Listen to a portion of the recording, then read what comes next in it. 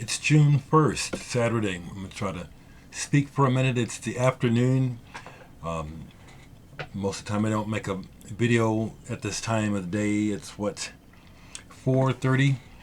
Usually if I do it, it's first thing in the morning or maybe late at night. But, so there's stuff to talk about.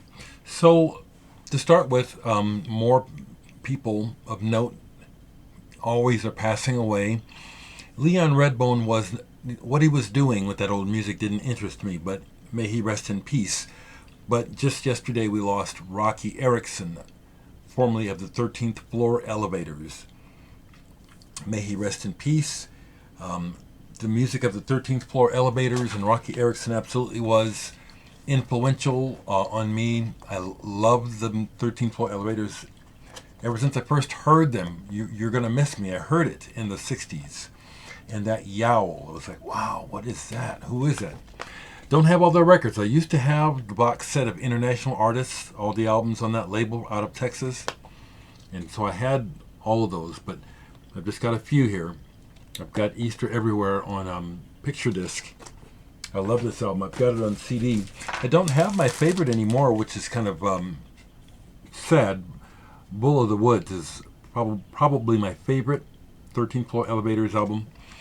Rocky Erickson suffered from schizophrenia, I believe, was his diagnosis. He had pronounced symptoms throughout his life that impaired him. But what inspired me about him and what I liked about him in particular was the way that the music was kind of like a lightning rod that would go through him.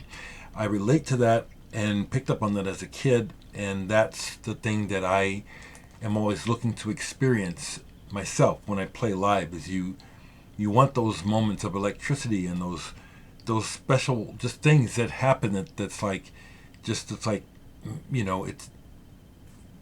electric is the word I'm thinking. I also have this demos everywhere, some live stuff by 13th Floor Elevators, not well recorded, but again some very intense performances. May Rocky rest in peace. A couple more things that I can show that I remember to grab because I'll often forget to grab things. There was a record store day release of this two songs by the Elevators remastered by Sonic Boom of Spacemen 3. Wait for My Love and May the Circle Be Unbroken. I love Rocky's take on that song. Many people have done it, May the Circle Be Unbroken, but this one is spooky. That's the right word. I love it. Here's one that I bought when it came out in the 80s. Rocky Erickson and the Aliens. Creature with the Atom Brain and the Wind and More. It's like he was having a bit of a renaissance or recovery or whatever you would call it. 1980 is when this came out. Then recently there was a reissue by Light in the Attic for a record store day of this single, Rocky Erickson and the Aliens, Bloody Hammer and Mine, Mine, Mind. Nice reissue on colored vinyl, where they do a pastiche of the, a mock-up of the CBS label. Now, what's interesting is I have that reissue, but I also have just the sleeve of an original on CBS. And the reason why I have this is my Japanese friends who I befriended while they were going to school in Omaha, and then when I worked for them in Japan for a summer, they were big record collectors. I've told the story. But Joji ended up not taking all of his records back to Japan and had to leave some behind here in Omaha with some friends who forgot them, some singles, and he ended up giving them to me. And in that box of singles were some empty sleeves, and this was one of them. But I kept the sleeve. So rest in peace, Rocky Erickson. Influential men. If I understand correctly, Janis Joplin cites him as an influence on her scream and her yowling style. As you know, she's a Texan too. I keep forgetting to mention, because I like to mention when people send me stuff, even if they don't intend for me to say anything, I just like to acknowledge. Alan, another member of the VC for a long time, sent me this unauthorized book about Porcupine Tree. Time flies. I hadn't heard anything about it, and it's because it's not authorized by Stephen Molson or the band or anyone. I've just started to read it, and it appears to be well written, and it's starting out like the person has a real interest in the band and has done some serious homework. So I'm still getting through the Jap Rock and the Strawberry Guide, Strawberry Bix. I'm actually reading them all the way through. So the Porcupine Tree is coming up. But thank you, Alan, if you see this. Also, Matt, if you see this, I received this CD that you sent me, Benjamin Moore, Philip Levine, The Poetry of Jazz. And what we have here is a jazz group doing music backing a Pulitzer Prize winning poet who I wasn't familiar with.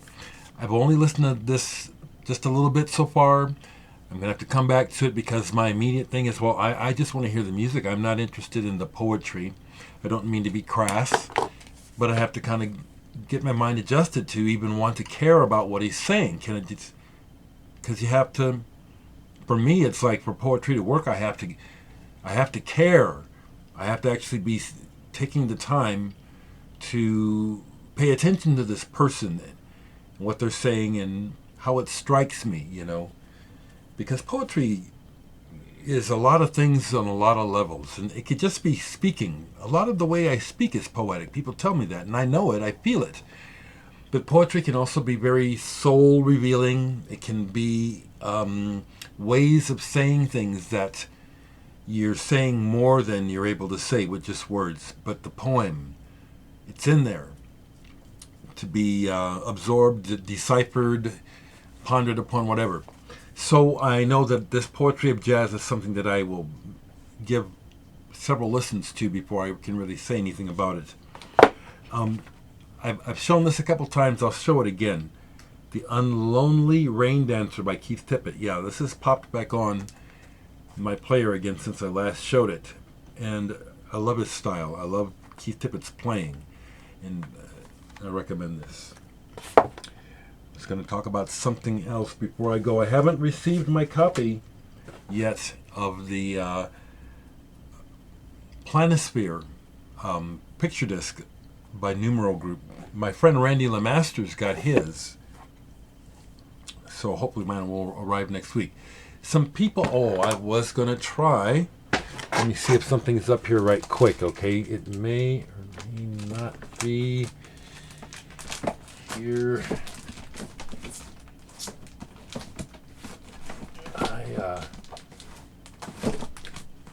Okay, so those records. Someone asked me about James Bloodulmer. Yes, I like him. I thought I had maybe it's in the B's as for Blood, but Ulmer's his last name. First became aware of him through Ornette Coleman. Of course, I have great respect for his playing, and I don't play him often, but yeah, I respect him. Now, someone asked me about Lady Gaga. I don't know why. I mean, isn't it obvious to you that she has talent? I mean, that's not an issue, okay? I'll say this, though, because, again, the way that people speak to me, words, everything is about perception, And so to start a sentence by saying, I know you don't listen to, no, you don't know what I listen to. You may have surmised by what I say that I don't listen to, but that's not true. I listen to a lot. I try to be aware of what's going on.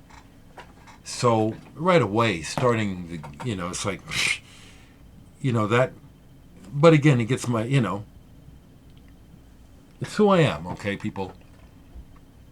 Maybe if I wasn't, an old bachelor, I wouldn't be so cranky. That does have something to do with it. It does. but this is my choice to live this way. And so just deal with my personality, please.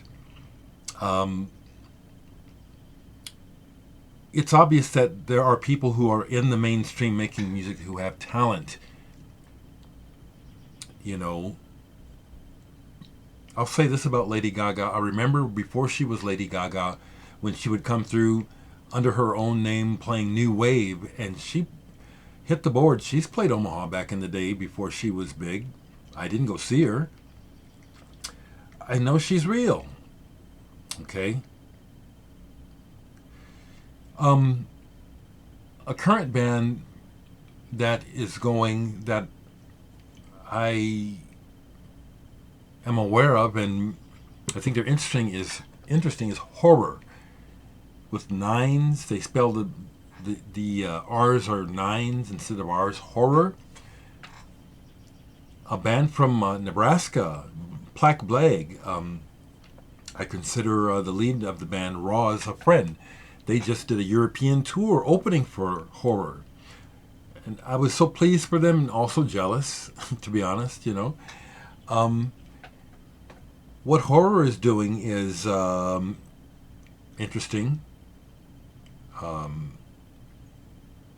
That's the best thing I can say, is it's real. It's very in your face, very much in your face.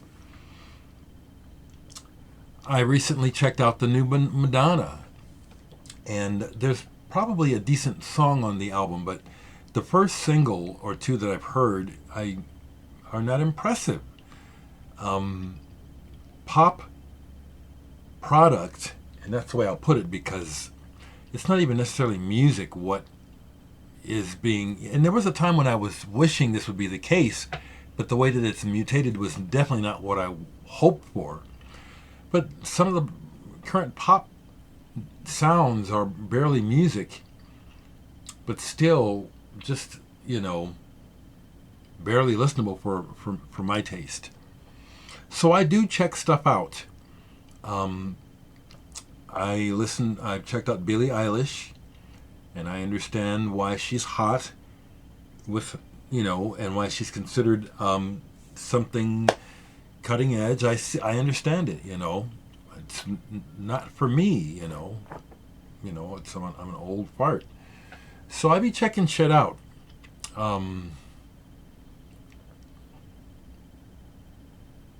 Seemed like there was something else I wanted to talk about, but it's just, so that's what I got in. I got in about the Rocky Erickson, and I answered a couple of questions that people asked. And yeah, see, I usually don't do this. Is actually, depending on what I'm doing or not doing, can be nap time. So an unusual afternoon cup of coffee. Hope you all are doing well. The only other thing that I'll say in general is I had breakfast with a friend of mine's wife, and she and I are good friends. And just so much of what we're all dealing with in life is really out of balance because of the pressure to try and maintain our lives financially, people that are working with families. In the current socio-political climate, unless you're a complete ignoramus, it's affecting you psychically, mentally, and even physically. And we were talking about that today, and just how, awareness of what's going on is important, but at the same time being able to refocus and just take care of the self, appreciate what's in front of you, what's inside of you, so you don't lose your shit. So I don't, this is what I'm doing, and this is what I encourage folks, because we look at the events of the days, we look at the trajectory of politics and the military stuff going on, which is just completely off the rails. And no matter what amount of bullshit is said, there's no justifying this continual push into further chaos militarily anywhere in the world. The U.S. is, this country I live in is one of the main perpetrators of misery, worldwide. And it's all, every time you turn around and you look at the history of what went down, it was based on lies. And here we are now. It's based on lies. For some people, gullible patriots, or just people just suck it up and believe it and just go along with it. Or I don't know what to say, but the conversation with my friend and breakfast was great, and we just offered each other a lot of support, in not losing our shit, just dealing with just how mad shit is, and how just a lot of people are unaware of their own behaviors and just feed into the static. People overreact all the time. People they get a little bit of information, and social media hasn't helped this at all. People get a scrap of information and they'll run the length of a football field thinking they know the whole story, and start all kinds of controversy, and then more information comes out, and then you see, oh, we didn't have the whole story. That's going on all the time, and it's going on here in Omaha with some stuff. And people have actually tried to draw me into it, and I'm just not having it. People, it's like people in their short-sightedness are trying to do what I said, making a lot of assumptions about what's going down with people and wanting to blame place, point the finger, and then punish. You did so-and-so, you're a racist, I caught you doing so-and-so, we're not going to go to your place anymore, or whatever. Like that's going to really help anything. I'm not saying don't make the action, but it's like people don't even have we don't have enough people aware of the fact that we have been and are continually set against one another. We fight amongst ourselves about stuff, and when it's being encouraged by those who are seemingly feel themselves separate from it and above it. And the whole idea that we're going to be crabs in a barrel and act like we're all upset because someone appears to be racist. Oh my goodness, all of a sudden you're aware that there's racism in Omaha. I deal with it all the time. Having outrage about one incident isn't helping anything. I just kind of got off on the other things that was on my mind. But it ties into my general, observation about where we are in the world, which is just half-cocked, not very objective, stressed out, and because the central focus of what's happening in the world is based on material as opposed to quality of life and human values. That's just really obvious. That's just why it's such a crazy quagmire, The gold, the diamonds, the booty, the dick, the pussy, what I can get. That's the game that's going on. And then we try to talk about religion. See, that's why I have okay, do you feel me? Shit, just a quagmire of bullshit.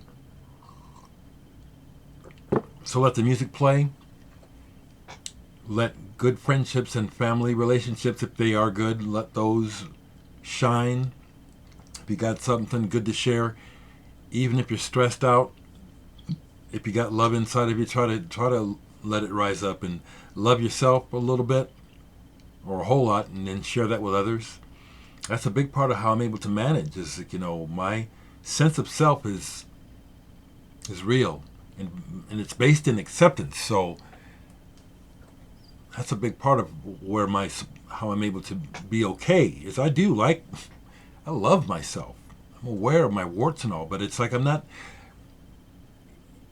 Just like I'm a social person and I do things, interacting with the world, and I want people to like what I do. I am looking for attention at times. I'm looking for not approval, but validation. But at the same time, I've learned a long time ago, and I keep it present, that it has to be coming from me as well. Or I need to be leading that pack as far as, you know, appreciating myself. It just really seems to escape a lot of people that if you're not appreciating yourself and you're expecting others to do it for you, and then you'll join up. It don't work that way. But this is how a lot of people operate. It doesn't work. It doesn't. You have moments where it's like, I think they like me. What about you and you? So that's important. All this stuff is important. Have a realistic sense of self acceptance and self love, and that way you can pass that on, as well as all our other stuff. Because as humans, you're going to get the whole package. That's why I'm a loving person, but I'm a loving person, but I'm also an angry person for a lot of reasons. And so you get the mix, okay? And the last thing I'm going to have anybody telling me is what I ought to do, because if you're so sure about what you need to do, make sure you're doing it. Then I might consider it, because all I do is try to share my perspective. I ain't telling you what to do. I'm just trying to tell you what I understand. Making sense? I'm going on too long, ain't I?